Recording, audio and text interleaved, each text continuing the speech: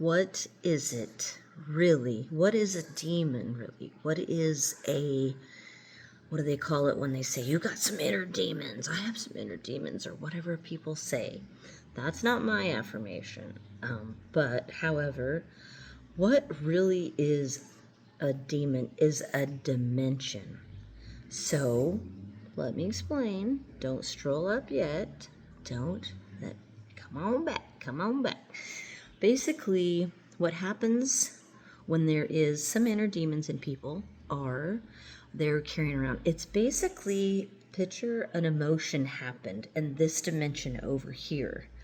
And now you've carried that emotion with you, and it's now turned into a little demon from that dimension, and it's an energy filled. You can add to it, it can grow, and then it can seem and come so real to you that, and to others.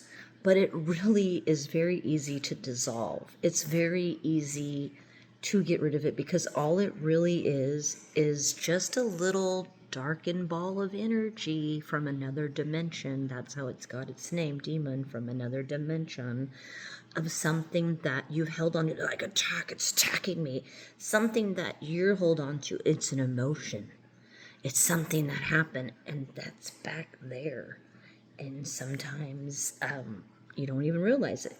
But it's really just something that happened to you in another dimension that was maybe a little bit darker of a event. And those can run to the core and pretty deep, and then seem like, but that's all that it really is. And as a practitioner myself, I had to do this. Now there is times when it can make you throw up, it can make you sick if you're fighting some of those demons, which is so dramatic. But it's basically just some energy that you're transcending. I have done this several times. It's happened to me. There's also some procedures that I can, not procedures, that sounds so dramatic, but it does always sound dramatic when you talk about it. When you go light on it and you just realize that it's just a darker field of energy that you've carried around from an emotional code that happened in another dimension. Basically, that's it. So I'm letting go of those through, shining a bright light. Sometimes, it wants to be fed, wants to go somewhere. It wouldn't be allowed in my body. That's why it's regurgitated out. It sounds really crazy, but I have experienced this. However, I also learned so much through that experience, changing my perception, always changing my direction to a positive outlook. I learned to completely do certain things, Epsom salt baths. I learned after every session, after Reiki session, I had to do an Epsom salt bath. That completely helped me.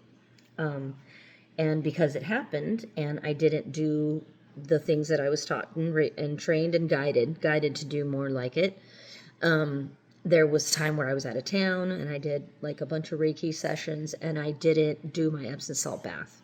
I just was like, I'll be fine. And so, yeah, I wasn't. I used Epsom salt water during the session, which helped tremendously. But it was that bath to really just cleanse it all away. So if you are listening to this and you've had that something like that happen to where, it's not a hungover sickness, it's not a flu sickness, it's actually a sickness, get in the Epsom salt bath. That happened another time. I didn't have access to one. It took a while to get it. But when you're doing that, a lot of work like that, sometimes you're unaware that you're doing that work even. Sometimes you're aware and sometimes you're unaware, but you might find yourself having some purging, having some things. If you can get into water, salt water, anywhere, something like that's why the beach is so cleansing for us. It cleanses those dimensions away and helps heal us. The everything about it, the water, the salt water, the sand. That's where, crystals and all that connect, and is similar ways to connect and ground in. But anyways, all right, Cheryl's Secrets, that's one of them. Enjoy. Have a good one. Stay positive, stay powerful, stay true to you. Peace out. Love you guys.